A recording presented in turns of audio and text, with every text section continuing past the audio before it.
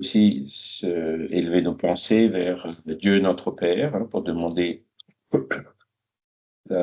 l'assistance des bons esprits, de nos guides spirituels, en les remerciant de cette occasion que nous avons d'être réunis pour échanger des idées, pour discuter, pour voir à nouveau ce sujet, la suite de ce sujet que nous avons commencé la semaine dernière sur la loi de liberté, et que cela puisse nous amener aux bonnes réflexions et surtout à la conséquence de travailler efficacement sur nous-mêmes pour notre amélioration et pour notre instruction.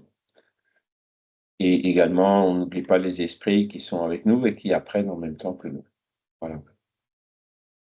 Oui, donc pour en revenir à Jean Reynaud, euh, alors il est mort en 1863, je vois. Hein. Il est né en 1806, c'est-à-dire qu'il était un peu plus jeune que Kardec.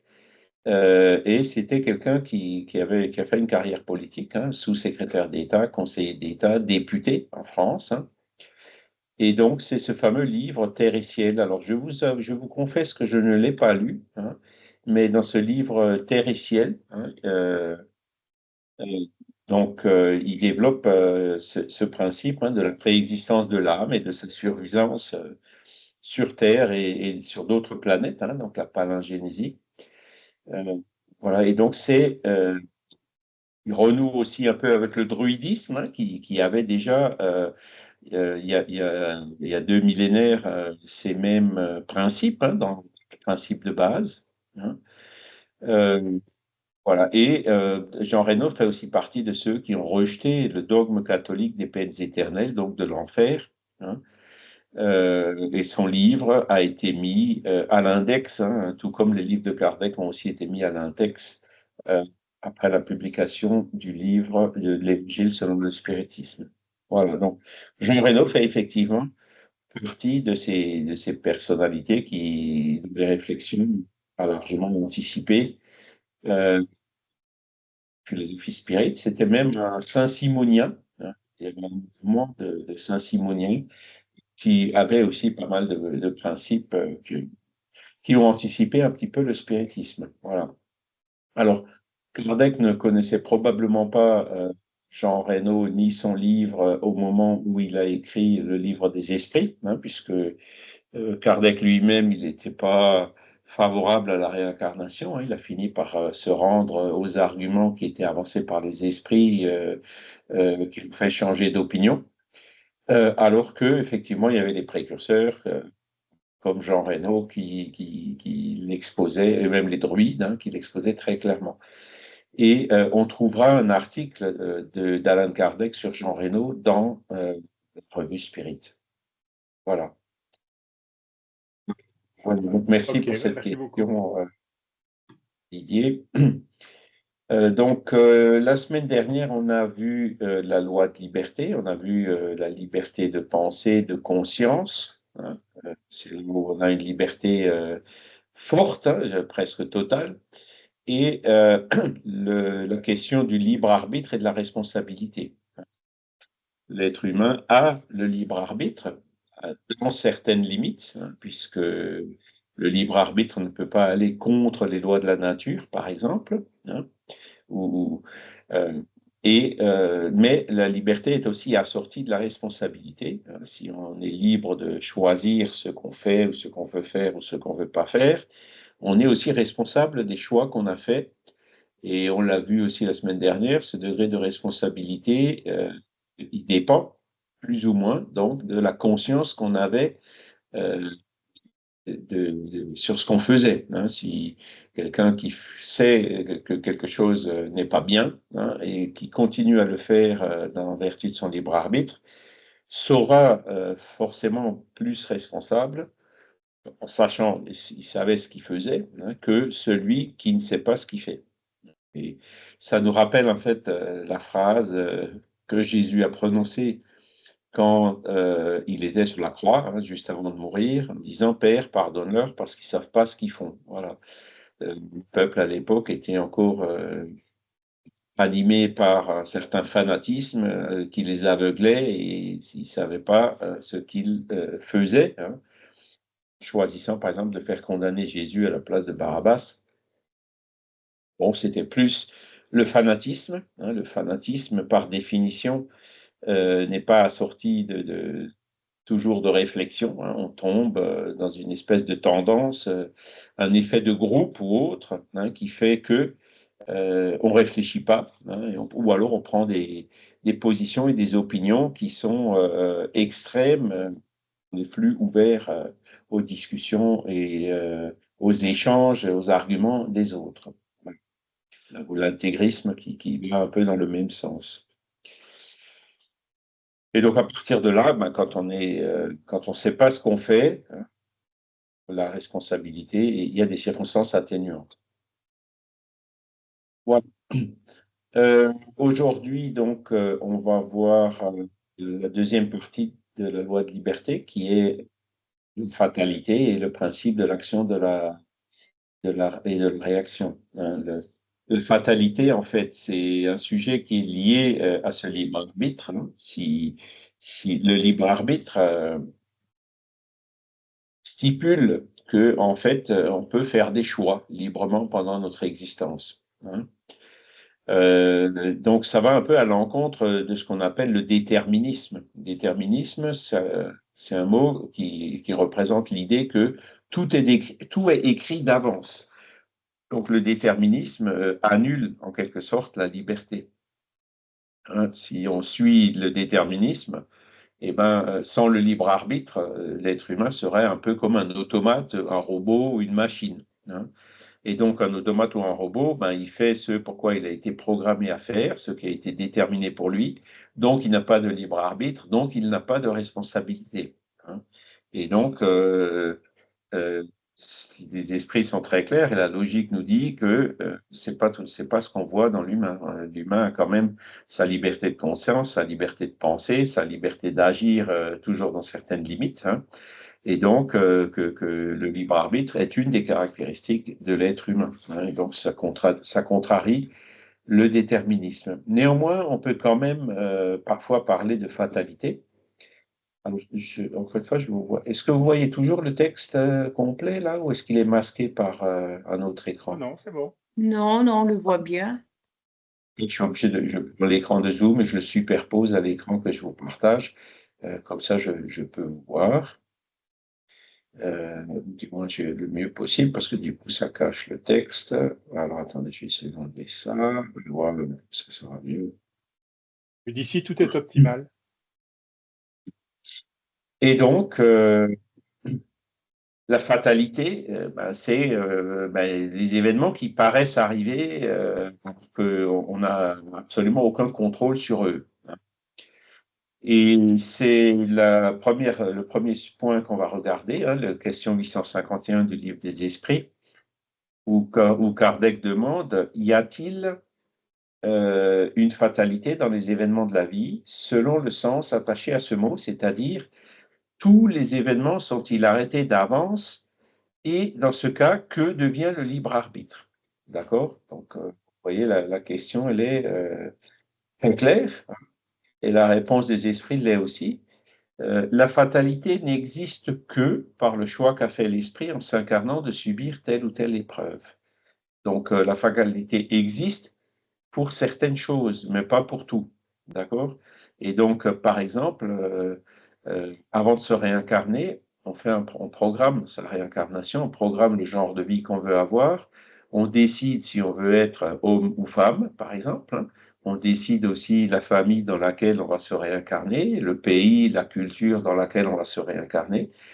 Tout ça, ce sont des choix qui sont faits par notre esprit en règle générale, puisque c'est quand l'esprit a les capacités de faire le choix qu'il est amené à les faire avant de se réincarner. D'accord? Et à partir du moment où ce choix est fait, si on a dit par exemple, bon, je vais choisir d'être homme ou femme, bon, c'est vrai qu'aujourd'hui il existe des moyens pour changer de sexe et tout ça, mais voilà, ça c'est exécuté en fonction de notre choix. Donc on peut voir dans l'exécution ou l'accomplissement de ce choix une certaine fatalité. Mais il ne faut jamais oublier qu'au départ, ce choix a été fait en vertu de notre libre arbitre. D'accord? Et donc, quand on choisit telle ou telle épreuve, hein, on se fait une sorte de destin qui est la conséquence même de la position où on se trouve placé. Hein. Donc, si on choisit d'être né homme, ben, dans cette vie, on sera homme et puis on aura tout ce qui est associé à la vie d'un homme, y compris pour une femme.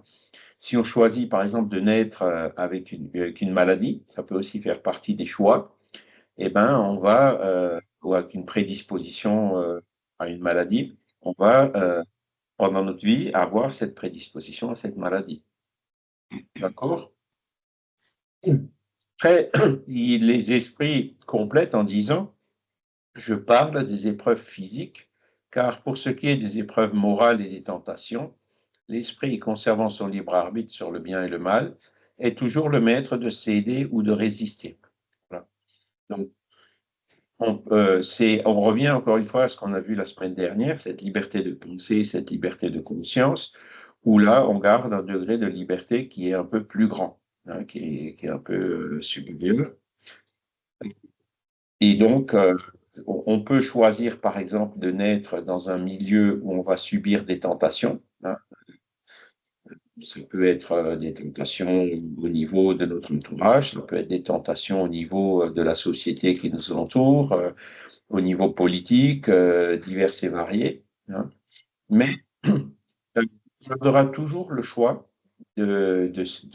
d'accepter, hein, de succomber ou pas à ces tentations. On aura toujours les ressources d'y résister si tel est notre désir, hein. Et c'est pour ça aussi qu'on a un guide spirituel, un ange gardien, entre guillemets, qui permet, qui nous aide et qui nous rappelle à l'ordre de temps en temps au cours de notre vie. Gio. Le micro. Oui. Bonjour, bon dia. Excuse-moi la Bonjour. voix. Vous allez bien? Ça va, Écoute, merci. écoute, surtout les moments où les choses vont plus difficiles, ça revient beaucoup de questionnements au sujet de livre-arbitre, né? Nous sommes créés simples, ignorantes, mais parfois, né, ça me vient l'impression que il est relatif, ou même on n'a pas vraiment le libre-arbitre, dans le sens, on choisit des choses, on choisit des... Le non choisi, ça devient très difficile même de prononcer. Comment je peux choisir avoir une famille très, très difficile? Il y a des moments que j'ai l'impression que j'ai choisi à ne pas évoluer autant que difficile. Et là, ma question, c'est où est vraiment le libre-arbitre? Où est le soutien de nos anges gardiens? Né, parce qu'on n'a pas libre-arbitre pour certaines choses. Et dans ce cas-là, pourquoi me laisser passer aussi autant de... subir autant de mal? J'ai choisi ça aussi. Né? Parce qu'on peut choisir avancer pour l'amour ou pour la douleur. En fait, on devait toujours pour l'amour. Mais je ne sais pas si tu comprends. Vous comprenez ce que je veux Oui. dire? Parfois, c'est un peu difficile, comme ces moments-là. Tu as dit au début, on a été créé simple et ignorant, c'est vrai. Donc, c'était quand on était dans un monde primitif dont on peut avoir une image par le monde préhistorique sur la Terre, hein. Donc, c'est vrai qu'à ce moment-là, comme on est encore peu évolué, comme on l'a vu aussi la semaine dernière, on est plus guidé par l'instinct que par le libre arbitre, d'accord? Le libre arbitre, il se développe au fur et à mesure de notre évolution. Vous vous rappelez le dernier paragraphe qu'on avait lu la semaine dernière avec ces affirmations de Léon Denis, hein, pour être libre, il faut vouloir l'être et travailler à évoluer pour effectivement le devenir, hein. Donc, bon, voilà. Mais nous, à notre stade ici, alors on est tous plus ou moins évolués, moi peut-être même un peu moins que vous, enfin bon, bref, sans vouloir se comparer. On a encore cette partie d'instinct en nous, hein, qui effectivement relativise encore un peu notre liberté. La vraie liberté, on l'acquiert vraiment avec l'évolution, d'accord? Maintenant, après, bon, c'est vrai que dans cette vie, En général, la famille dans laquelle on est, c'est nous qui la choisissons. Alors, il ne faut pas voir là non plus que tout est toujours choisi dans les moindres détails, hein.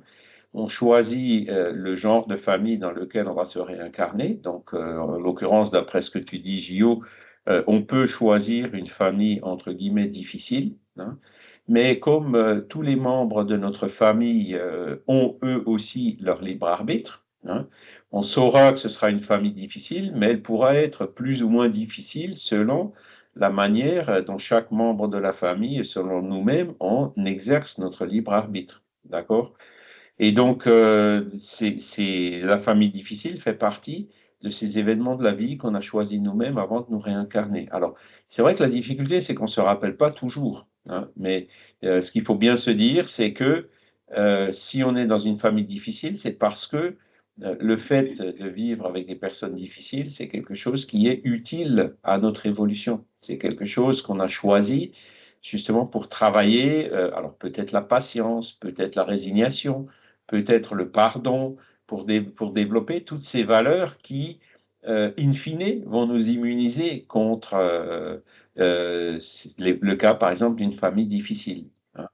Et donc, il faut toujours voir que ces situations difficiles ou ces épreuves qu'on peut rencontrer dans notre vie, la question à poser, c'est qu'est-ce que cette épreuve, elle veut m'apprendre? Qu'est-ce que cette épreuve veut entre guillemets, m'encourager à corriger en moi, hein. Et donc, de trouver, même dans l'adversité, les ressources pour justement continuer à évoluer. Parce que quand tout va bien, on s'accommode, on évolue moins vite que quand on a des problèmes et des difficultés. On est obligé de se retrousser les manches, on est obligé de faire des efforts pour surmonter les problèmes et les difficultés. C'est là où on évolue beaucoup plus vite que quand tout va bien. Voilà. Et donc ces critères-là font partie des critères qu'on utilise quand on fait ce choix avant de se réincarner. Tu vois, donc Gio, ben, courage, hein, patience, faut persévérer, hein, faut pas baisser les bras. Euh, Essayer de, voilà, même si la famille est difficile, toujours essayer de suivre ces grands préceptes qu'on voit un peu partout, hein, essayer de rendre le bien pour le mal. Voilà, il vaut mieux être du côté de la victime que de celui qui subit une injustice que de celui qui commet une injustice, hein. C'est quand même beaucoup plus tranquille pour la conscience. Et donc, avec ce genre de principe, on arrivera à des ressources pour surmonter ces difficultés, quelles qu'elles soient, à la limite. Voilà, Merci, merci, répondu à la question, merci Charles pour le soutien. mais de rien. Parfois, je dis non, je n'étais pas bien dans la tête là. Ou sinon, je voulais, comment dire au portugais pour dire en français, je voulais comme négocier, c'est être maligne avec la spiritualité. Quand je suis arrivée ici, parfois, je suis très fatiguée, la famille, les groupes spirites. Et je suis dans une phase très difficile que je pense que je vais devenir témoin de Jéhovah, hein. Ça ne va pas aider, va être pire. Tu peux être maligne avec les esprits, mais les esprits, quand c'est des guides spirituels, la négociation va aller dans le sens, ils vont faire en fait ce qui est le mieux pour l'évolution de ton propre esprit. Ils vont pas faire toujours ce que toi tu veux, mais ils vont faire ce qui est le mieux pour toi. Ça, l'action des guides, elle est toujours comme ça, hein. Donc, c'est à partir du moment où on le comprend, hein, c'est ce que je disais tout à l'heure. Bon, bah, si j'ai une épreuve hein, qui semble me poursuivre fatalement, qu'est-ce que cette épreuve veut me dire ou qu'est-ce qu'elle veut corriger en moi, hein. Et donc, c'est en se posant ces questions, et si tu y arrives, ben, tu comprendras en fait, effectivement, il y a peut-être en moi un côté rebelle qu'il faut atténuer un peu, et c'est pour ça que j'ai fait ces choix-là, parce que effectivement, ça m'aide à me pacifier ou à me calmer, etc. Tu vois? Il y a toujours, comme c'est nous hein, en général, on fait ces choix avant de nous incarner, hein, dans les difficultés et les épreuves, la meilleure manière d'y faire face, c'est essayer de comprendre pourquoi. hein. Et puis, à partir du moment où on a compris les causes, qui la plupart du temps sont en nous-mêmes, hein, qu'on arrive le mieux à agir pour essayer de corriger ces causes et donc pour évoluer, puisque c'est de ça dont il s'agit, hein. Juste, Françoise. juste un Oui, petit mot, Françoise, avant, je m'excuse. C'est comme, et puis, je sais que nous, l'origine, c'est nous, c'est notre orgueil, on de travailler. Mais parfois, mon Dieu, je travaille, et ça rentre dans la culpabilité. Si je ne fais pas attention, né? E da révolte aussi. Pourquoi je choisis ça? J'étais vraiment malade, je choisis ça. Mais ça, c'est tout ce que j'ai besoin pour évoluer. Mais ça prend du C'est temps, hein? si on évoluait aussi vite, ce serait bien, quoi. Mais bon, on voit souvent, hein, quand on a un défaut, pour se corriger de ce défaut, c'est pas d'un claquement de doigts en général, hein. Il faut du temps, il faut des rechutes, il faut s'y reprendre à plusieurs fois. Mais avec justement cette utilisation de notre libre arbitre dans le sens d'essayer de nous corriger, eh ben, on finit par y arriver ou du moins à améliorer les choses. Voilà. Ça demande du temps et de l'effort. Voilà, c'est la loi d'évolution à laquelle on est tous soumis. Alors, un jour, dans un cours, il y a quelqu'un qui s'est révolté en disant, c'est faux, tu racontes n'importe quoi. On n'a pas de libre arbitre. On est fatalement condamné à évoluer. Alors, je lui ai dit oui. Ben voilà, ça fait pas. L'évolution, c'est une loi de la nature, une loi naturelle, hein. Euh, tout le monde évolue. Donc, les lois naturelles, on ne peut pas aller contre elles, hein. Si on saute là, ici, je suis dans un hôtel au 10e étage. Si je saute par la fenêtre, je ne peux pas arrêter de tomber. La loi d'attraction universelle s'applique en moi. Il va y avoir une accélération, un choc en arrivant par terre, et donc ça va me faire mal. Voilà, ou même causer une fatalité du 10e étage. Ça, ce sont les lois de la nature qu'on ne peut pas aller contre. Ce qu'on peut faire, c'est décider ou pas de sauter par la fenêtre. Voyez. Donc, c'est l'exemple qui permet justement euh, de comprendre, hein, ses limites et donc les lois de la nature qui, quelque part, encadrent notre liberté. On a une liberté, en fait, qui est conditionnée. Et donc, pour revenir à ce que je disais tout à l'heure, oui, on est tous condamnés à évoluer, hein, qu'on le veuille ou pas. On ne peut pas régresser, hein. On peut rester stationnaire, on peut ralentir notre évolution pendant des siècles ou des millénaires, mais tôt ou tard, fatalement, hein, on évoluera. Pourquoi? Parce que c'est une loi naturelle qui est immuable et qui s'applique de la même façon pour tout le monde. Voilà. Mais bon, ça l'a un peu révolté parce que je sais pas, il voulait peut-être régresser ou il voulait pas évoluer, ou alors c'est tout simplement un prétexte que cette personne a trouvé, hein, puisqu'il était quand même très influencé par une religion traditionnelle et puis qui a fini par plus venir au cours, quoi. Hein. Françoise? oui. Excusez-moi, quand 8 enfants, j'ai une image devant la tête là, quand 8 enfants décident de se réincarner dans une même famille et qu'il y a une mésentente au total du début jusqu'à la fin où tout le monde s'éparpille, et qu'une mère euh, divise ses enfants, ça fait partie du plan de réincarnation? Ou c'est un accident de la vie que la mère puisse diviser ses enfants et qu'il n'y ait plus jamais aucun accord entre les enfants jusqu'à la fin de la vie. Ça existe dans beaucoup de familles, hein. Oui. Alors, le fait de naître dans une famille de 8 enfants, en général, c'est choisi à l'avance, hein, de naître dans une famille nombreuse.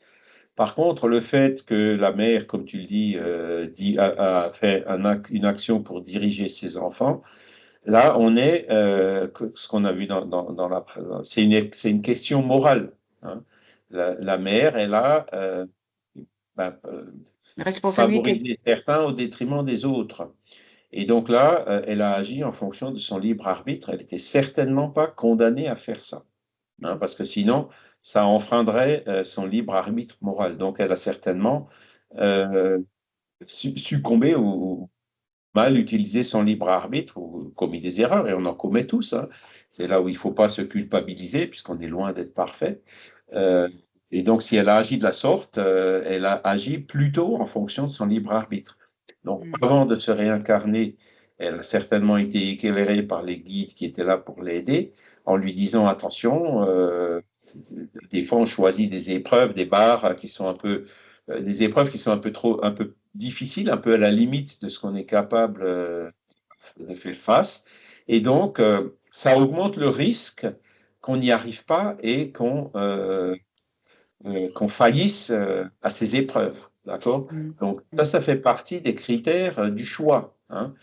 Et je suis certain que beaucoup de guides spirituels qui nous aident à prendre ces décisions avant de nous réincarner, ben, ils nous ont tous prévenus, attention, attention, non, non, je veux évoluer, je veux aller plus vite. Mais le guide, il se dit certainement, là, tu mets la barre un peu trop haute, et puis la probabilité, alors tu vois, on parle de probabilité parce que on garde encore notre libre arbitre. Hein. S'il disait, tu vas faillir à cette épreuve, ce serait aller contre notre libre arbitre. On l'a toujours. Même quand la barre est élevée, quand l'épreuve elle est difficile, on gardera toujours les ressources nécessaires avec l'aide des guides, même pendant notre vie, hein, pour ne pas faillir, pour réussir. Hein.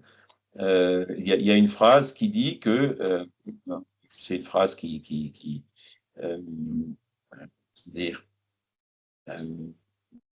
relativise un peu les choses, mais en fait, on n'a pas d'épreuves, en général, on n'a pas d'épreuves qui sont Au-dessus.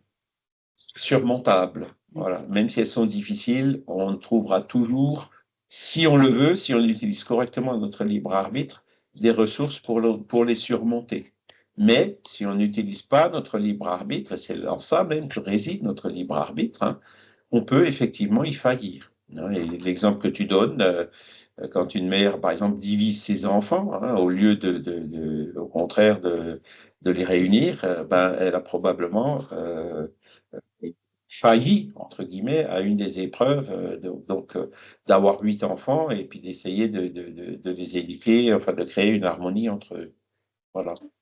Mais bon, c'est par des tentatives, des échecs, et puis encore un échec, et finalement qu'on finit par y arriver. Hein. La loi du progrès est ainsi faite. Hein. Les erreurs qu'on commet nous servent aussi à réfléchir et à travailler pour justement ne pas les répéter. Donc, ces enfants sont condamnés à revenir revivre dans la même famille avec les mêmes parents dans une autre incarnation. Ça, non, là, tu vois, là, tu vas peut-être un peu trop loin. Ben, les enfants, ils feront leur choix. Bon, j'étais dans une famille divisée, parce qu'il y en a qui, même avec divisé par un des membres de la famille, et quand même arrivé à maintenir des liens d'harmonie avec les autres. Quoi, euh, la mère a peut-être failli en divisant ses enfants, les enfants ont peut-être eux-mêmes failli en accentuant ou en atténuant cette division.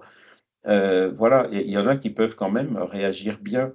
Et le fait de dire je vais être condamné pour revenir exactement dans cette famille, pour me réconcilier avec ceux avec lesquels j'étais divisé, là, c'est un peu trop automatique, tu vois. Ça va pas jusque-là. Hein. Mais ça peut effectivement être un choix que les esprits feront pour leur vie suivante, mais qui ne sera pas obligatoire, si tu veux. Hein. C'est un choix qui est fait, encore une fois, en fonction du libre arbitre de l'esprit.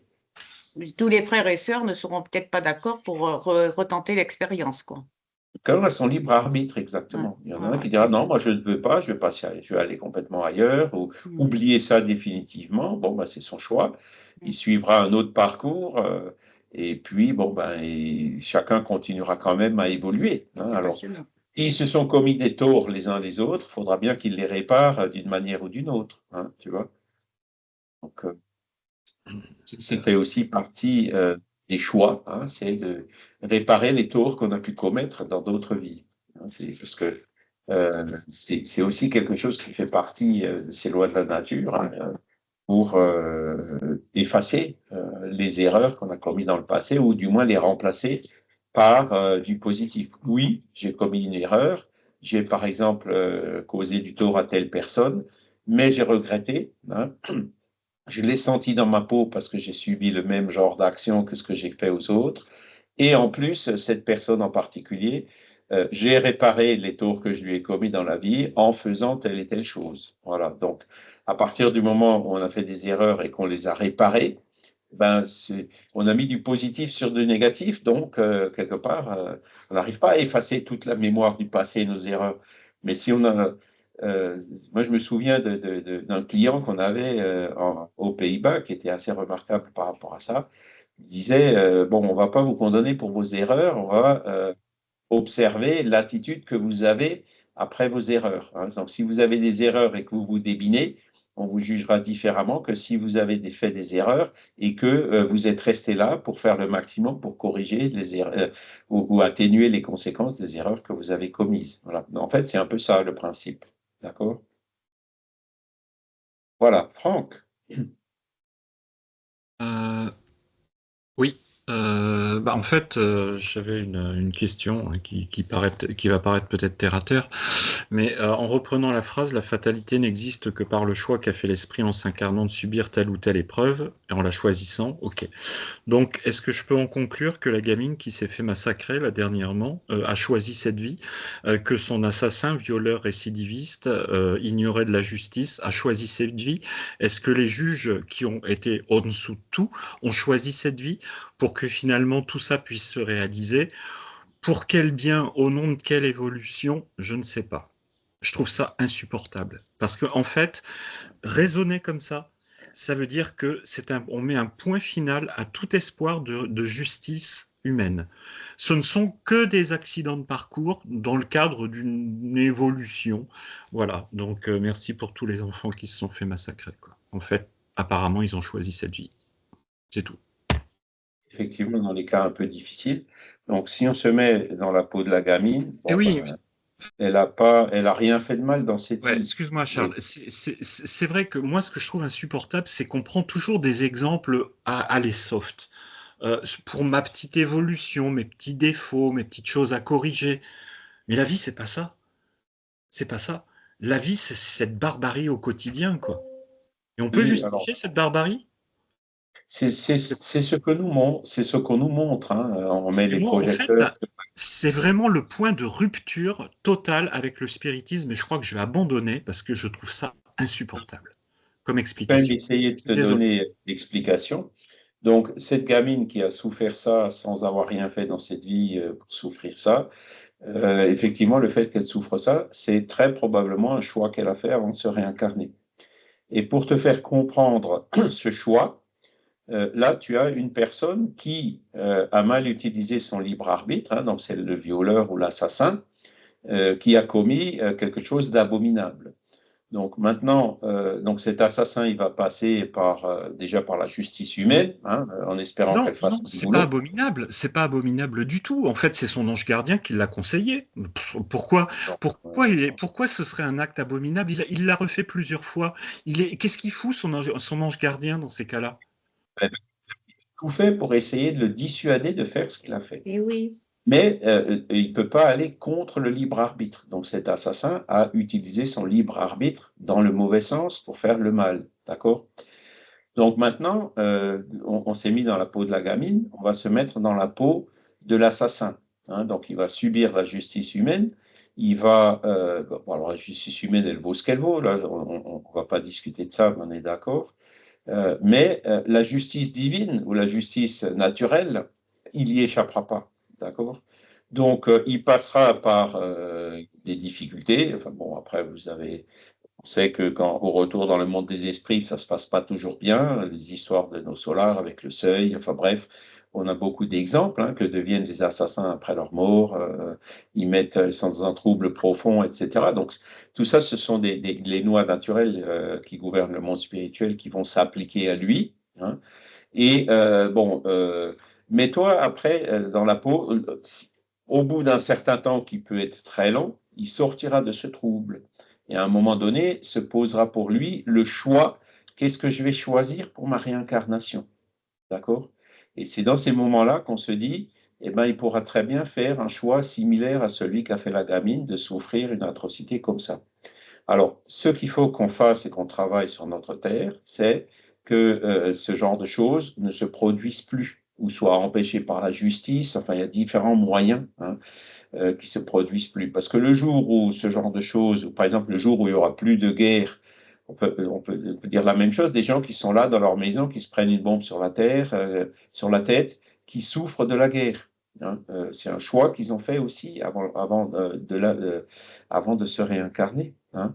Et à partir de là, ils vont, si quelqu'un veut, par exemple, faire le choix de souffrir de la guerre, le jour où il n'y aura plus de guerre sur la Terre, ben, il ne pourra pas se réincarner sur la Terre pour passer par cette épreuve. Il sera bien obligé de se réincarner sur une planète moins évoluée où il y aura encore des guerres. C'est pour ça qu'il faut qu'on continue sur notre planète à travailler à son évolution et à l'évolution aussi des membres qui la composent pour éradiquer les guerres de notre planète. Il ne faut pas pour autant baisser les bras. Parce que à la base, derrière ce raisonnement, Franck, il y a aussi le raisonnement, si on se dit ce que cette gamine a souffert, c'est profondément injuste, quelque part,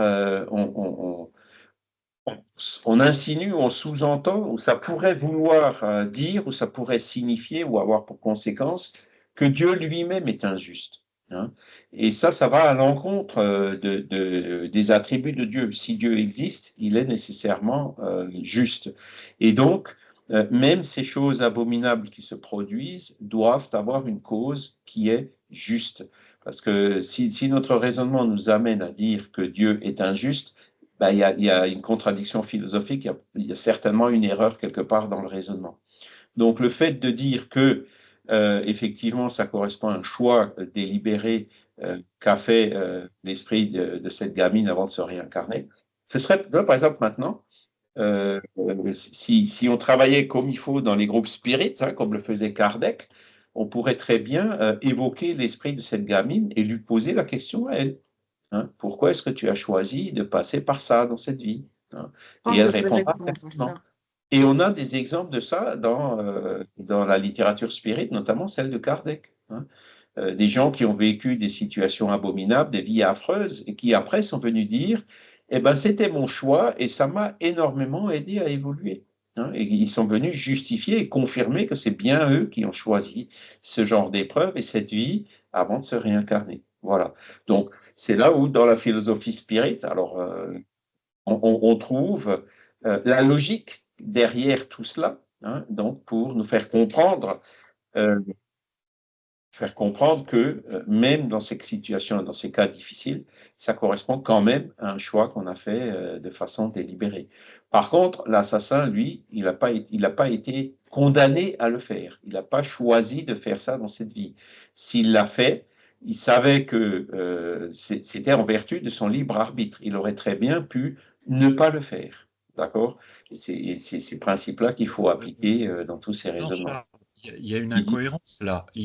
Si la gamine a choisi de se faire massacrer, l'assassin a choisi aussi d'être le massacreur. Il faut être logique à un moment donné. Ça n'aurait pas été celui-là, ça aurait été un autre. Tu vois. Franck, même des gens qui ont survécu à ce genre de... peuvent témoigner, ils ne sont pas obligés. Enfin, je veux dire, il n'y a pas besoin de des incarnations et de venir témoigner si on évoque l'esprit. Il y a des gens, c'est très difficile de témoigner de leur vie, mais il y en a qui sont passés par des épreuves presque similaires et qui s'en sont sortis, quoi, qui ont survécu. Donc, je ne comprends pas. Dieu est infiniment juste, d'accord? Si on se plaint, voilà, Dieu n'est pas juste, c'est injuste, je ne mérite pas ce que je vis et tout, il y a une erreur dans notre raisonnement, d'accord? Parce que ça pourrait sous-entendre que Dieu est injuste. Dieu, s'il existe, il est infiniment juste. Donc, c'est à partir de ce raisonnement-là qu'il faut bien aller chercher une cause. Et là, ben, on vient d'en exposer une. Hein. Donc, voilà. Mais le fait qu'on choisit, par exemple, comme cette gamine, de terminer comme elle a terminé, ça aurait été l'un ou l'autre, ou encore une fois, un troisième esprit. Si le premier ne l'aurait pas fait, les circonstances auraient fait que ça aurait été un autre ou un troisième qui l'aurait fait. D'accord? Personne, par contre, n'est condamné dans un mauvais usage de son libre arbitre. Là aussi, ce serait profondément injuste. Et d'ailleurs, ça limiterait ou ça éliminerait la responsabilité de l'assassin. Et c'est pas conforme, c'est pas comme ça que ça se passe. Il n'y a que le fou qui tue, lui, c'est vraiment pas ce qu'il fait. Donc, il a sa responsabilité sera limitée parce qu'il ne sait pas ce qu'il fait. Mais celui qui utilise mal son libre arbitre, lui conservera sa responsabilité et ne sera jamais condamné à mal utiliser son libre arbitre. La fatalité ne s'applique pas pour les épreuves morales. C'est clairement écrit dans la réponse. Pour les tentations, l'esprit conserve toujours son libre arbitre sur le bien et le mal. Il est toujours maître de commettre le crime ou de ne pas le commettre. C'est exactement ce qui est écrit dans la réponse. Alors, il y a 3 mains qui sont levées, donc ça me met 1, 2, 3. Donc, le numéro 1, c'est Didier. Oh, pas moi. Pardon. Pas moi. Didier, pardon, François. Non, quelques petites réflexions, parce que donc, tout début, tu as déjà cité ce cas-là de cette personne qui te disait qu'il y avait une contradiction interne parce qu'il n'avait pas le choix de régresser. Enfin, l'esprit n'a pas le choix de régresser. Oui. Bon, c'est pas mal comme. Ouais, non, c'est pas mal comme. Ouais, c'était. Donc, comme tentative de trouver une contradiction interne. Donc, en fait, moi, je comprends ça autrement. Je donnais un exemple, c'est que une fois que l'on comprend quelque chose dans la vie, une fois, voilà, on ne comprenait pas quelque chose, mais tout d'un coup, boum, ça y est, on comprend. Ben, c'est fini, on l'a compris. Voilà. On ne s'est plus retourné dans un état précédent à ce qu'on était quand on n'avait pas compris.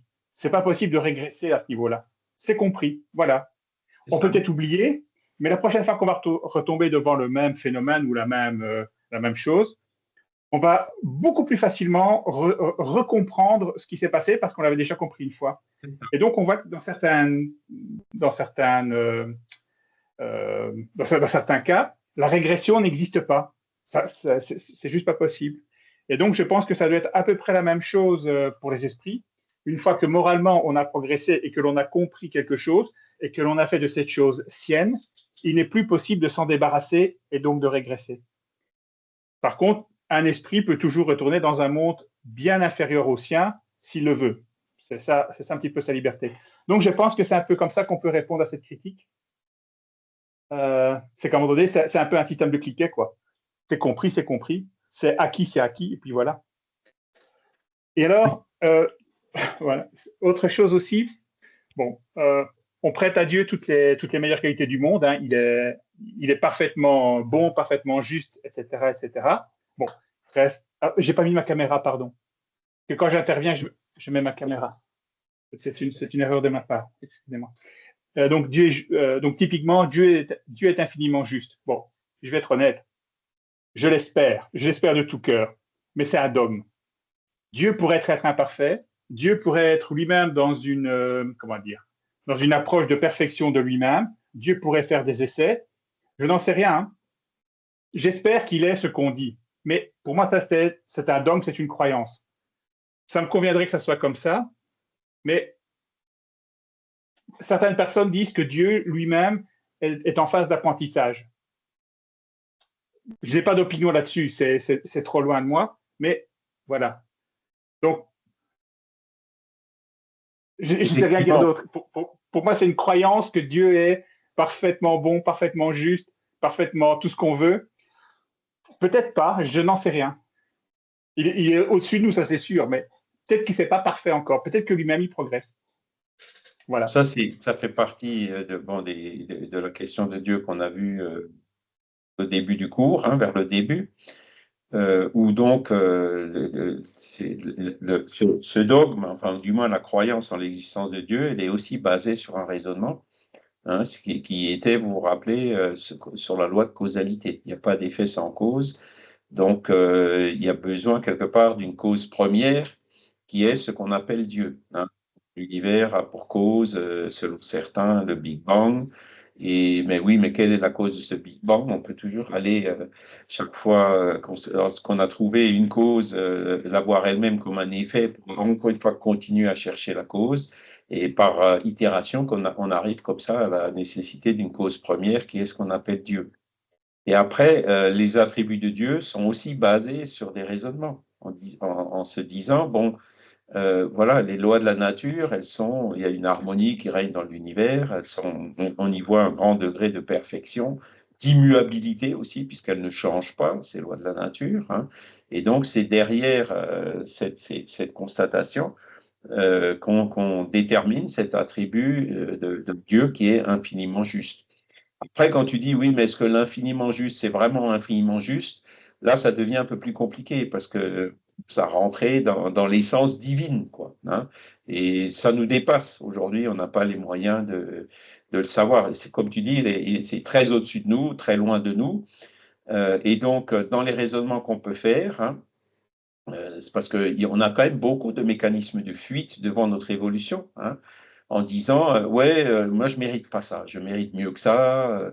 On se révolte, et donc tout ce qui peut laisser croire, par exemple, que dans une vie on subit une injustice, pourrait se propager en disant Dieu n'est pas juste pour me soumettre à ce genre d'épreuve.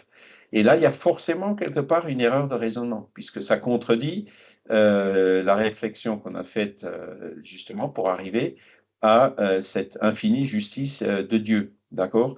Et si on revient encore une fois dans ces situations difficiles, on est né dans une famille difficile, dans ces questions qui sont évoquées justement par cette fatalité, on peut parfois avoir ce sentiment, mais le spiritisme dit non, il n'y a pas d'injustice, hein. Tout ce qui existe, tout ce qui se passe a une cause qui doit être, même si, pour aussi affreuse qu'elle soit, a une cause qui quelque part est infiniment juste. Et on se met encore une fois à la place de quelqu'un qui commet une atrocité. Le fait qu'on voit une personne, même jeune, innocente, qui subit une atrocité, ben, ça peut être considéré comme une cause qui fait que cette personne jeune et innocente a subi une atrocité. Le fait qu'elle en ait elle-même commis, son esprit en ait commis dans des vies antérieures. D'accord? Et donc là, on arrive à trouver une cause qui élimine ce sentiment d'injustice. Ça ne veut pas dire qu'il faut se conformer. Ça ne veut pas dire qu'il faut laisser faire les violeurs, qu'il ne faut pas les condamner, etc. Là, je suis entièrement d'accord avec Franck. La justice doit faire son travail. La justice humaine doit se rapprocher le plus possible de cette justice divine. On en est encore loin, hein, il y a beaucoup d'imperfections. Mais le but, en fait, c'est vraiment ça. Parce que, voilà, pour éviter même ces mécanismes de fuite qui, en général, freinent, ralentissent notre évolution, hein, ce raisonnement, il est extrêmement utile en se disant, comme Dieu est infiniment juste, même les pires choses ont une cause qui est encore en harmonie avec cette justice, même si elles ne le paraissent pas à première vue ou à premier abord. On peut se tromper au début, hein, mais si on réfléchit bien, on se rend compte que non, il y a une erreur dans mon raisonnement et c'est justement dans ces moments-là qu'il y a des fatalités qui s'appliquent. Et là, comme on l'a vu dans l'exemple qu'on vient de citer, dans le fait que cette gamine, elle a subi telle chose. La fatalité n'existe pas dans celui qui a commis cette chose-là. D'accord? Voilà.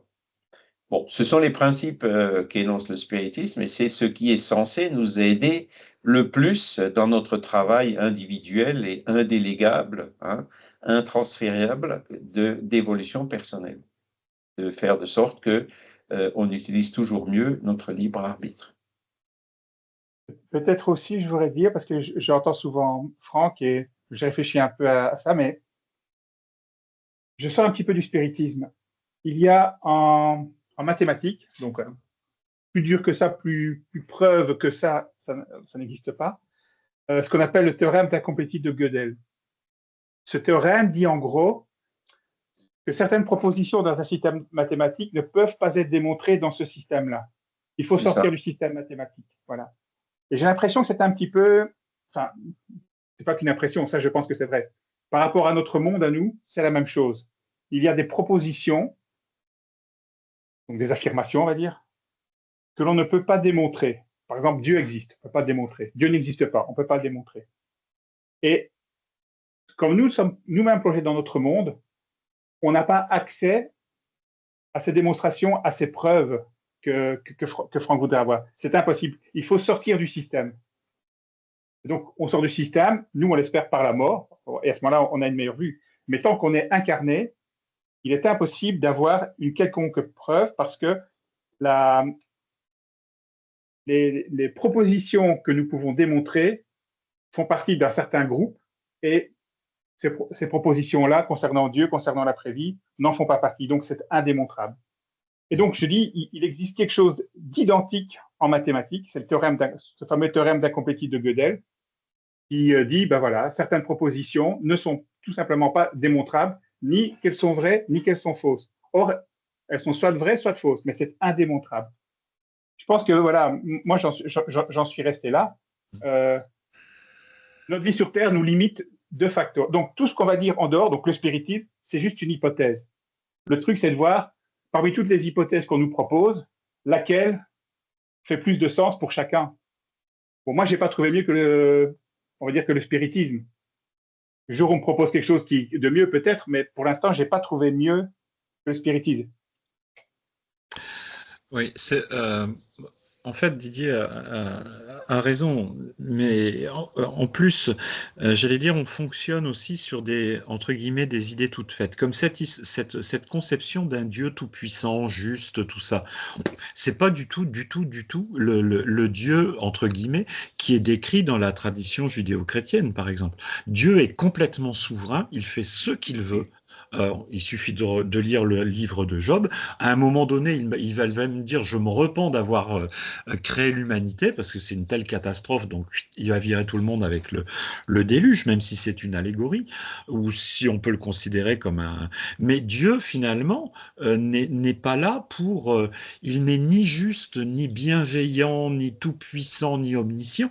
On n'en sait strictement rien. Voilà, on en déduit. Et d'ailleurs, j'allais dire, il y a une chose qui est intéressante. Je ne vais pas être trop chiant, mais si on reprend le texte fondateur entre guillemets de la Genèse, hein, Bereshit bara Elohim et Hashamain, etc. Dieu n'est pas du tout mis en évidence. C'est la création, c'est le monde dans lequel on est qui est important. Que Dieu existe, c'est secondaire. On peut en déduire l'existence de Dieu par la création. Mais notre rôle en tant qu'être humain, c'est de faire de ce monde qui est imparfait quelque chose qui devient de plus en plus vivable. Personnellement, je pense que c'est très mal barré. Voilà, mais le gros souci, c'est que si on justifie toutes les atrocités en se disant non, mais c'est normal parce que Dieu, il est juste, on n'en sort pas, quoi. On n'en sort pas. On va s'enferrer dans une schizophrénie totale sur un plan philosophique. Et voilà, moi, c'est ça qui me gêne. On en vient à justifier l'injustifiable. C'est ça le truc. On va justifier le meurtre d'une gamine en disant, mais elle a choisi cette vie-là, son meurtrier a choisi cette vie-là, et tout va bien dans le pire des mondes, quoi. C'est ça que je trouve de plus en plus insupportable. Et j'ai l'impression qu'Alan Kardec, il passe totalement à côté de ça. Il est dans son truc, sans voir la tragédie qu'est cette vie, quoi. Alors, voilà, après, c'est ça qui est terrible. C'est ça qui est terrible. Est-ce que quelqu'un d'entre nous irait voir les parents de cette gamine en lui disant, non, mais vous savez, madame, c'est votre fille qui a choisi cette vie-là, hein. Puis vous avez choisi aussi cette vie-là pour perdre votre gamine, hein. Et puis l'assassin qui sera pas, voilà, qui sera libéré dans 15 ans, hein, pour bonne conduite, eh ben, il a choisi cette vie-là. Moi, excusez-moi, mais je comprends si elle vous fiche un point dans la figure, quoi. Donc, je comprends. C'est insupportable, insupportable. Mais c'est insupportable. Moi, je n'ai pas l'impression qu'on justifie. On essaie juste d'expliquer. On essaie. Oui, tout. Oui. Justifier, c'est expliquer. Attends, et autre chose, la gamine, elle va être enterrée. Le prêtre, il va venir dire des conneries, comme il dit toujours, sans rien du tout. On peut aussi lui mettre son poing dans la figure. Je veux dire, moi, je pense qu'il n'y a pas de justification. Je pense que le spiritisme ne justifie pas. Il explique juste pourquoi de telles horreurs se passent. Et il est très clair sur le fait que ce monsieur, bon, parce que c'est un cas français, je n'ai pas vraiment suivi, mais ce monsieur, ça va Enfin, il ne faut pas croire qu'il va s'en sortir, même si dans 10 ans il est sorti, ça va lui retomber sur, je m'excuse pour le terme, mais ça va lui retomber sur la gueule, quoi. Mais ça ne sera pas ici, ça ne sera pas dans ce coin-ci. Je suis pas sûr parce que son frère est dans le même cas, son père est dans le même cas. C'est une famille qui est totalement toxique. Bon, bref. Donc, alors, je sais bien, le spiritisme explique. Ok, bon, on va expliquer. On a deux conceptions là. On a un Dieu qui est vengeur, hein, avec ses imperfections, comme le dit Job ou je ne sais quoi, qui fait ce qu'il veut, etc. Il n'est pas c'est vengeur. une conception qui découle des textes. On a une autre conception d'un Dieu qui est encouragée par le spiritisme, d'un Dieu qui est infiniment juste. La question c'est laquelle de ces deux conceptions va apporter le plus d'encouragement à chacun de nous pour évoluer et aller vers le bien? Est-ce que c'est celle d'un Dieu vengeur, œil pour œil, dent pour dent, ou est-ce que c'est celle d'un Dieu qui est infiniment juste? Mais Chacun si- peut avoir son opinion là-dessus et peut tester effectivement la voie qu'il souhaite, et c'est en ça que consiste notre libre arbitre. Moi, personnellement, si j'ai adhéré au spiritisme, c'est comme Didier le dit, c'est parce que c'est ce qui me donne l'explication qui me satisfait le plus, qui est la plus rationnelle, hein. C'est celle qui va effectivement me permettre de travailler sur moi et de ne pas être pessimiste par rapport au monde. Moi, je ne pense pas que le monde il est mal barré. Je sais que le monde il est dans une crise qui est une phase de transition vers quelque chose de mieux. J'ai une vision qui est beaucoup plus positive de l'évolution du monde d'ici à venir, justement parce que je comprends que ce genre de choses difficiles se produit encore en vertu de cette situation de crise. Là où je te corrige, Franck, c'est quand tu dis l'assassin a choisi de venir en tant qu'assassin. Ça, par contre, Oui, c'est faux. Et bah alors, si. je le répète une troisième fois, c'est clairement marqué que pour tout ce qui est preuve morale, on garde notre libre arbitre. Donc, quand tu Mais dis que l'assassin a Charles, si choisi la d'être gamine, elle a assassin, choisi de se faire c'est faux. assassiner, il faut bien qu'il y ait un assassin qui ait choisi de remplir ce rôle. À un moment donné, il faut être logique. La logique, c'est de dire il y aura forcément quelqu'un qui utilisera mal son libre arbitre pour devenir l'assassin, mais il ne sera pas condamné à le faire. Et ça, c'est une vision qui est beaucoup plus juste, beaucoup plus correcte, hein, que celle qui sous-entendrait que quelqu'un a fait le choix d'être un assassin avant de se réincarner, puisque ça n'existe pas. Je pense que là, ça repose sur le rejet de l'acceptation d'une chose très simple.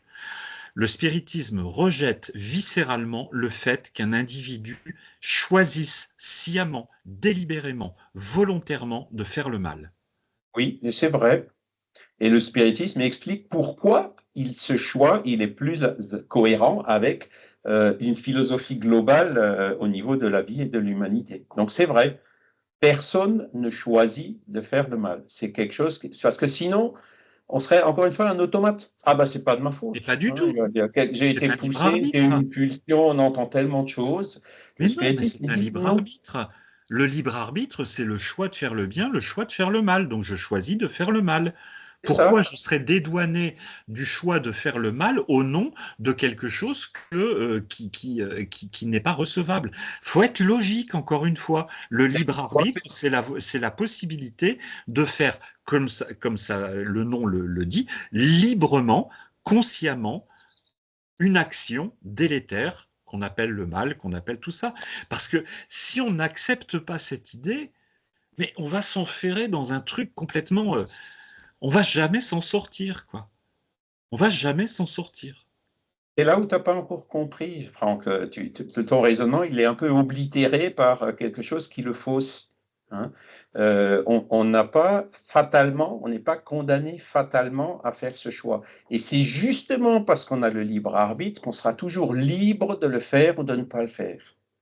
Et donc, si on le fait, c'est parce que dans ces circonstances-là, on a failli, on a fait un mauvais choix. Mais on n'a jamais été condamné à l'avance de faire ça.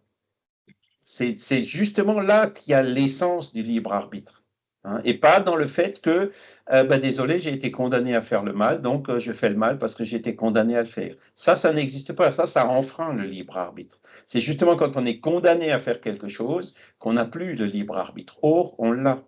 Donc le vrai raisonnement juste, c'est celui-ci. Voilà.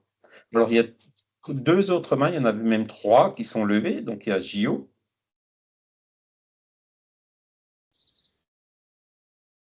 Pardon. Gio, le micro. Oui. Écoute, je pourrais dire même, je comprends Franck dans le sens que j'ai vu même des parties, non pas de cette étude, mais d'études qui est liée au spiritisme. Et je vais essayer d'être rapide. C'était jeudi dernier, je fais partie des études, c'est le projet Évangile, c'est Redivivo. Je ne sais pas comment parler, traduire ça en français.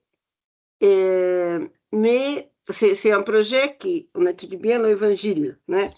Il y a eu une question, je suis partie pour trouver mon livre, là, qui parlait, né, comme Jésus dit, c'était qui a posé la question, euh, qui seulement le Père est bon. Jésus dit, il a dit qu'il n'est pas bon. Puis j'ai posé la question, alors ça fait quoi de faire autant d'efforts pour évoluer si on ne serait jamais bon, hein? J'ai eu une explication que je suis en train de travailler. Il y a aussi une autre chose dans l'évangile, donner, si quelqu'un te fait de mal, donner l'autre face. Je comprends, mais jusqu'à quand? Qu'on est agressé, même pour les gens de la famille, l'agression, je ne dis même pas morale, mais au niveau physique aussi, hein? Ah, c'est parce que j'ai fait des entrevues passées, papa. Mais ça devient fatigué, hein? C'est ça, je comprends bien. Parce que je dis, je suis en état très fatigué, j'ai eu, j'ouvre mon corps ici, je suis passée pour une crise de l'asthme qui c'était très révélatrice, né? Où je suis en train de poser beaucoup de questions. Pourquoi ça a été... J'ai eu beaucoup de réponses, né? Pourquoi arriver jusqu'à là, né? Pour finir ma parole, tout ça, et aujourd'hui, je suis même ravie, contente avec moi, parce que dans ma formation catholique, oh mon Dieu, je ne sais, j'ai l'impression d'être, j'étais déjà dans l'enfer d'être là avec vous, en train de discuter certaines choses, de discuter le nom de Dieu, des choses plus simples. Parce que dans ma formation catholique, apostolique, romantique, née dans ma famille, oh, on pouvait même, non, et je vois quand même il y a un petit progrès dans le sens de questionner certaines choses. Merci. Tu as posé, je pense, 3 questions en une, hein. Déjà, on n'a pas besoin d'être parfait pour être bon. Quand Jésus disait je ne suis pas parfait comme mon Père, ça veut dire qu'il était bon, mais il n'était pas parfait, hein. Il ne faut pas confondre la bonté et la perfection, hein. On a des imperfections, mais petit à petit, on évolue justement vers cette bonté, et donc jusqu'à l'infini, hein. Pour la bonté à l'infini, c'est justement ce qui caractérise Dieu. Ça, c'est une chose. La deuxième question que tu as posée, elle m'a un petit peu échappé, Gio. Je suis désolé, mais C'est bon. C'est là que tu déjà réponds. C'est bon. oui, il y a un assassin qui a commis quelque chose d'affreux. Qu'est-ce qu'on fait? On le pend, on le tue, on le fusille. Est-ce que ça va résoudre mieux le problème que d'essayer de l'éduquer, par exemple, hein? Si on le tue, bon, ben, il retourne dans le monde des esprits, il va rester ce qu'il est, il va continuer à sévir, même si c'est pas physiquement, c'est spirituellement ou même dans sa vie future, hein. Donc, et puis le fait de dire on tend une joue, il faut tendre l'autre, c'est toujours pareil, œil pour œil, dent pour dent. Je subis quelque chose, qu'est-ce que je fais? Je me venge, hein. Je me fais justice moi-même. Est-ce que ça va me faire sortir de la situation? Non, ça va alimenter le cycle c'est un exemple des enseignements, des exemples que Jésus nous a laissés, hein, qui sont aussi dans les évangiles. Alors, qu'est-ce qui se passe? Jésus, il avait tort, il a eu tort de ne pas se défendre dans son projet, dans son procès. On lui a fait les pires ignominies, il est venu pour nous aider, on l'a mis sur une croix, hein. Qu'est-ce qu'il a dit à la fin? Il a pardonné, hein, parce que bon, il savait de toute façon que résister, ça servait à rien, et que son exemple allait être d'autant plus fort que il s'est passé comme il s'est passé. D'accord? Donc là aussi, on peut dire oui, Jésus a choisi, avant de se réincarner, il savait très bien qu'il allait terminer sur une croix, hein, et c'est pour ça qu'on en parle encore 2000 ans après. Parce que, bon, ce que je dis aussi toujours, le fait de mourir, c'est quoi? Ben, on se libère de notre corps physique. On voit tous la mort comme quelque chose qui est atroce. Eh ben, cette gamine, ben, elle a été libérée de son corps physique, hein. C'est peut-être un esprit qui, aujourd'hui, est heureux d'être passé par ça. Et il faudrait lui demander à elle, vraiment, euh, son état d'esprit aujourd'hui, après ce qui s'est passé. Parce que nous, avec notre vision ici terrestre, on peut avoir une vision qui est fausse par rapport à ce qu'est la réalité. Hein, il faut toujours voir les choses d'un point de vue spirituel, jamais exclusivement d'un point de vue terrestre. C'est difficile, on est quand même sur Terre. Moi, je comprends un peu, Franck. C'est très difficile, Charles, très difficile. Oui, mais encore une fois, c'est ce que disait Didier tout à l'heure. Moi, c'est cette compréhension qui me permet le mieux de comprendre et d'avancer, de comprendre toutes ces choses difficiles qui se passent sur la Terre. Un Alors, dernier mot, c'est ce qui a sauvé ma vie, en fait. C'est tout ce que j'allais dire. Voilà, c'est tout ce que je voulais dire. C'est ce qui a sauvé ma vie, la compréhension du spiritisme. Parce qu'il y avait un temps, je ne serais pas là maintenant pour vous écouter. Donc, j'ai essayé de comprendre quelque chose. J'ai compris quelque chose. Voilà. Il y a Vincent qui essaie de parler depuis un moment aussi. Non, il n'y a pas d'urgence, hein. oui, vas-y, Vincent. Allez. Simplement, là, bien, on est, parce que sinon, j'aurais dans plus la de... leçon, là, on étudie le libre arbitre, mais aussi la loi, c'est marqué, hein, loi d'action et de réaction. Ça vient après, il faut qu'on y arrive. Oui, oui, voilà. Et ça va avec, quoi. Le libre arbitre et l'action et la réaction, c'est deux choses qui vont ensemble. Je vais donner juste deux exemples. J'ai un oncle qui a eu un problème un jour. Malheureusement, il roulait en ville à 50 à l'heure, hein, comme on doit rouler en ville. À l'époque, c'était 60 à l'heure. Voilà. Et puis, entre deux voitures, sort un enfant. Il n'était pas... Alors après, on peut dire ce qu'on veut. Voilà, les parents n'étaient pas là, ne s'occupaient pas de l'enfant. Il est sorti entre deux voitures et mon oncle l'a tué. Il l'a percuté avec sa voiture et il l'a tué. Normalement, dans ces situations-là, les gendarmes vont rencontrer la famille pour leur dire que leur enfant a été tué. Et à ce moment-là, mon oncle a dit: «Non, ce ne sera pas à la gendarmerie, si vous le permettez, c'est moi qui vais rencontrer les parents et qui vais leur dire que j'ai tué leur enfant». Donc il a pris le risque d'avoir une réaction assez intense et violente des parents pour leur expliquer la situation, ce qui s'était passé. Et paradoxalement, mon oncle qui a pris ce risque a été bien accueilli par la famille, qui l'a en fait consolé lui. C'était pas paradoxal, c'était les parents qui perdaient leur enfant et c'est les parents qui l'ont accueilli chez lui pour l'aider à dépasser cette chose un peu difficile, quoi.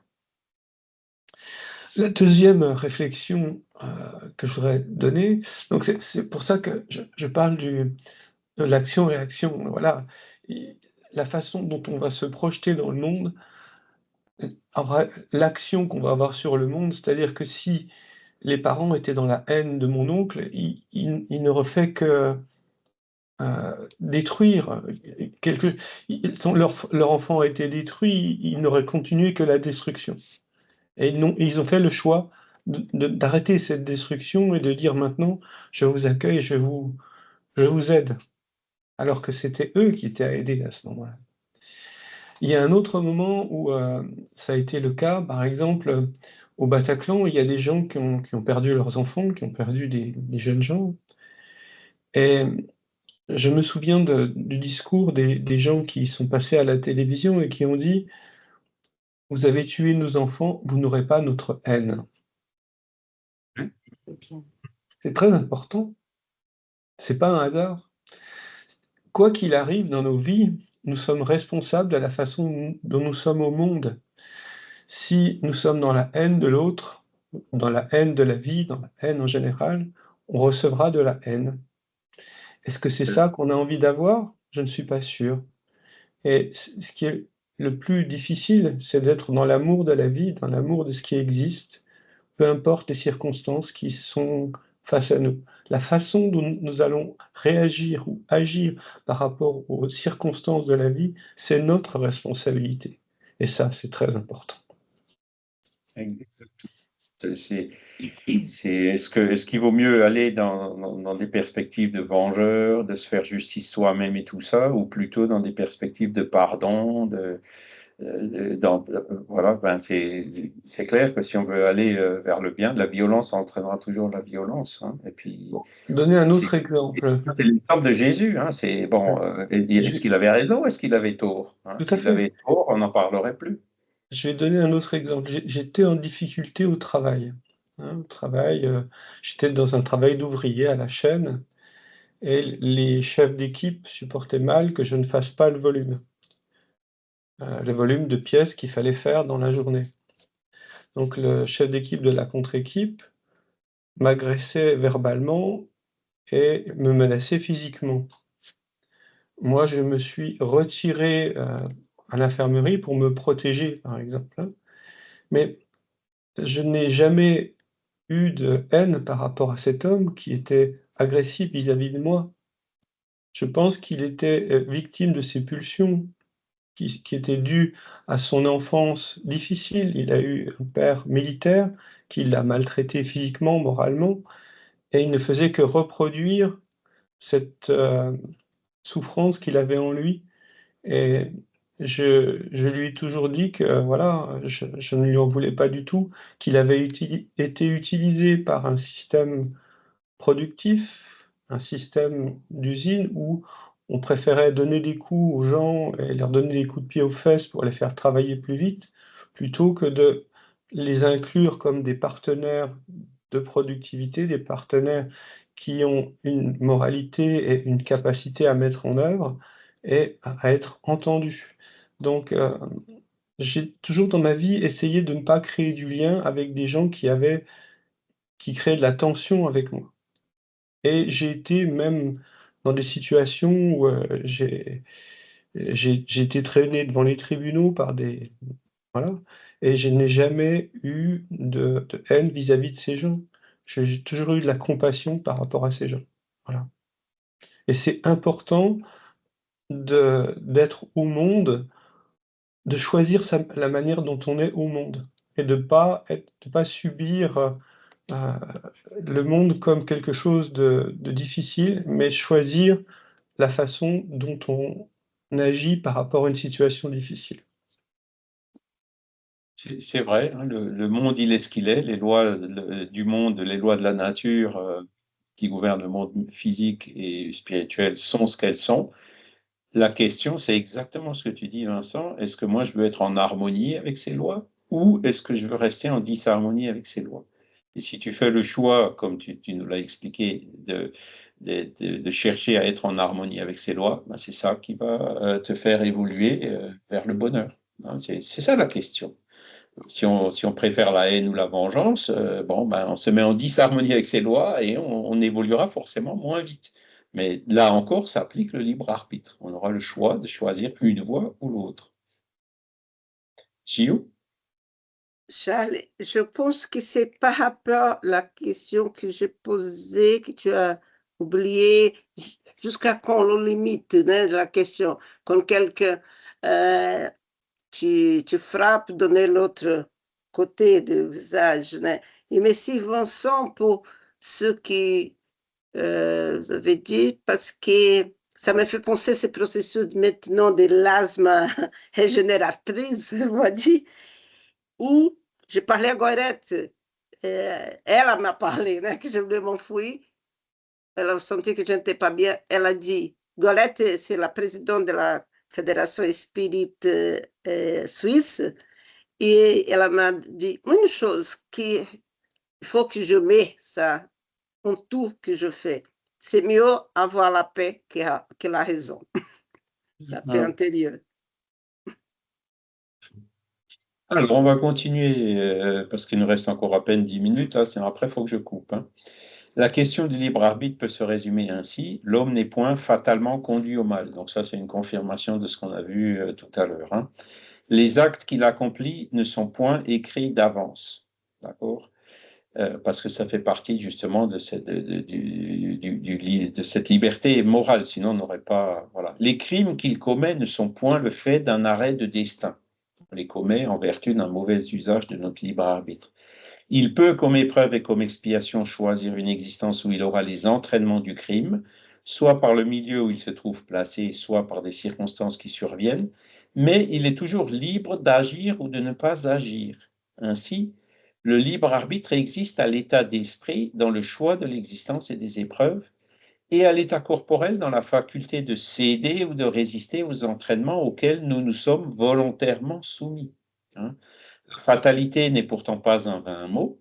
Elle existe dans la position que l'homme occupe sur la terre et dans les fonctions qu'il y remplit, par le suite du genre d'existence que dont son esprit a fait son choix, comme épreuve, expiation ou mission. Il subit fatalement toutes les vicissitudes de cette existence et toutes les tendances, bonnes ou mauvaises, qui y sont inhérentes.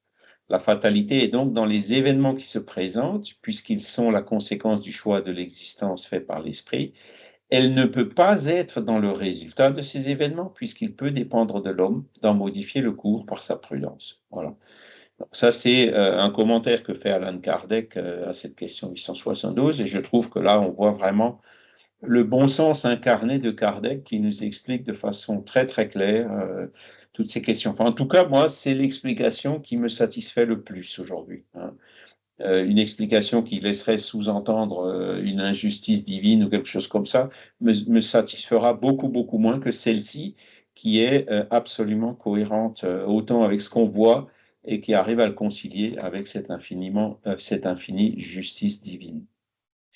Après, la loi d'action et de réaction, hein, la justice de Dieu étant infinie, donc ça c'est ce qu'on a vu au départ quand on a parlé de Dieu, il est tenu un compte rigoureux du bien et du mal. S'il n'est pas une seule mauvaise action, pas une seule mauvaise pensée qui n'ait ses conséquences fatales, il n'est pas une seule bonne action, pas un seul bon mouvement de l'âme, pas le plus léger mérite, en un mot, qui soit perdu.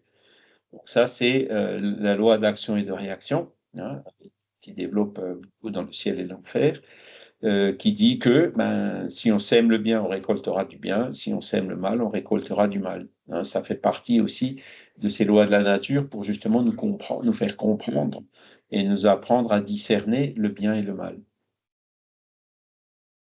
Et dans l'Évangile selon le spiritisme, il nous dit aussi, les vicissitudes de la vie sont de deux sortes, ou si l'on veut, ont deux sources bien différentes qu'il importe de distinguer. Les unes ont leur cause dans la vie présente, les autres en dehors de cette vie. En remontant à la source des maux terrestres, on reconnaîtra que beaucoup sont la conséquence naturelle du caractère et de la conduite de ceux qui les endurent. Voilà. Donc, si on revient à l'exemple de cette gamine, bon, elle n'a rien fait dans cette vie qui puisse justifier ce qu'elle a souffert. Donc, la cause de cette souffrance, de cette épreuve terrible qu'elle a subie, elle n'est pas dans cette vie. Donc, mais elle doit être quelque part. Donc, elle est dans une vie antérieure. Hein, c'est ce qu'on nous explique. Mais il ne faut pas toujours tout remettre aux vies antérieures, parce qu'il y a beaucoup de maux, comme il le dit, qu'on souffre sur la terre, qui sont liés aux attitudes qu'on peut avoir sur notre propre terre. Hein, voilà, de violence, de vengeance. Donc, la loi d'action et de la réaction, effectivement, elle a un côté un peu fatal puisqu'elle fait partie des lois naturelles. Françoise ?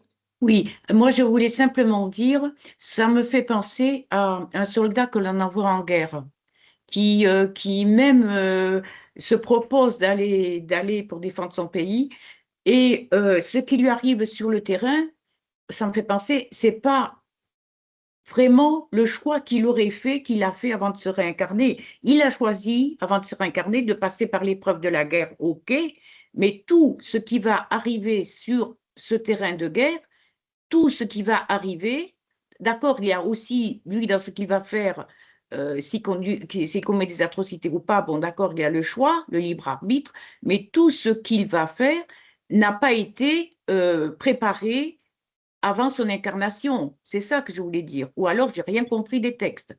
Non, c'est tout à fait ce qui est écrit dans le texte, hein.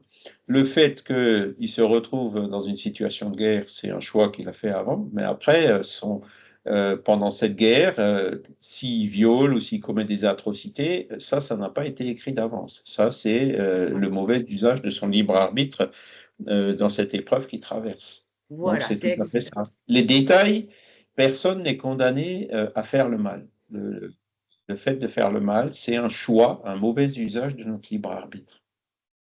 C'est ce qu'il dit clairement, hein. Choisir une existence où il y aura des entraînements, des tentations, ce genre de choses, hein. Mais il sera toujours libre de le faire ou de ne pas le faire. Voilà. Et ça, bon, voilà. Après, vous pouvez penser ce que vous voulez, comme le dit Didier. Il peut y avoir d'autres visions, d'autres manières de voir ou d'envisager les choses, hein.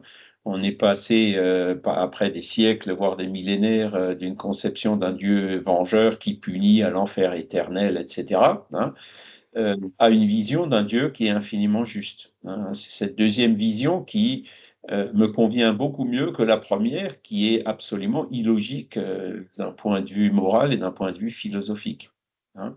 Et donc, la vision d'un Dieu infiniment juste, moi, me permet, assorti avec ce qu'on vient de voir aujourd'hui, cette loi d'action et de la réaction, ça me donne une vision du monde qui est beaucoup plus logique et cohérente que celle d'un Dieu qui condamne à un enfer éternel certains de sa création, voilà, sans leur donner une chance de réparer ou de se refaire, hein. Donc, après, chacun choisit la route qu'il préfère, hein. Il y a la route dure, entre guillemets, hein, de la trique.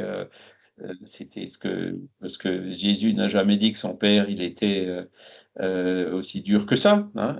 Mais quand on prend un peu de recul, on se rend compte qu'effectivement, un des moyens pour dominer les masses, c'est justement de leur faire peur, hein. Et donc, c'était quelque chose, c'est des notions qui ont été certainement exagérées dans un but de pouvoir et de domination des masses. Alors que le spiritisme, c'est pas ça. Le spiritisme nous encourage à l'autonomie, nous encourage à la liberté, à la loi de liberté, hein, puisque c'est le sujet de ce module ici. Parce que, voilà, le fait, par exemple, d'être en enfer et de ne pas pouvoir en sortir, ben, c'est contraire à ce principe de liberté. Voilà. Alors, pour aujourd'hui, on va être obligé de s'arrêter là parce que sinon, je vais louper. Je suis à l'hôtel. Là, je n'ai pas encore pris mon petit déj et ça dure que jusqu'à 10 heures, donc il ne faut plus que je traîne. Voilà, ben, je vous remercie pour votre participation, pour votre présence, hein, comme toujours. On va remercier aussi les bons esprits qui sont là, qui étaient là pour nous aider aujourd'hui. Et la semaine prochaine, donc on sera le 28, hein, c'est le dernier cours avant la pause de l'été, on verra le module 10, qui est la loi de progrès, l'évolution, hein. Donc, ce qui est aussi un des piliers fondamentaux de la philosophie spirit, c'est une des lois divines ou naturelles, hein, qui est cette loi d'évolution. Donc, on verra que le progrès se fait essentiellement sur deux plans, le progrès intellectuel et le progrès moral. Mais ce sera pour la semaine prochaine. Sinon, pour aujourd'hui, il ne me reste plus qu'à remercier les bons esprits qui étaient là, vous remercier vous aussi pour votre participation, hein, et puis on peut espérer que tout cela puisse nous aider dans ce qui est essentiel, hein, dans le but premier de la philosophie spirit, qui est de nous aider à comprendre les choses et de nous aider à travailler pour que chaque jour on devienne un peu meilleur que la veille. Voilà, excellente journée, excellente Merci. semaine, et puis on se verra donc avec plaisir la semaine prochaine. Merci, Bon Charles. dimanche. Merci beaucoup. Bon Au dimanche. revoir. Au revoir. Charles, quand tu as du temps, j'ai besoin de te parler, hein.